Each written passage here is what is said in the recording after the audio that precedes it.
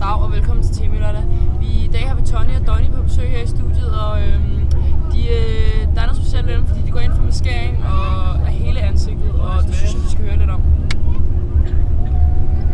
Jamen, vi går ind for maskering, fordi vi synes, det er pisse irriterende, at folk skal gå og drille os for dem, vi er. Det kan ikke være rigtigt, at man skal kalde os rødhåret af, bare fordi at man har rødt hår, vel?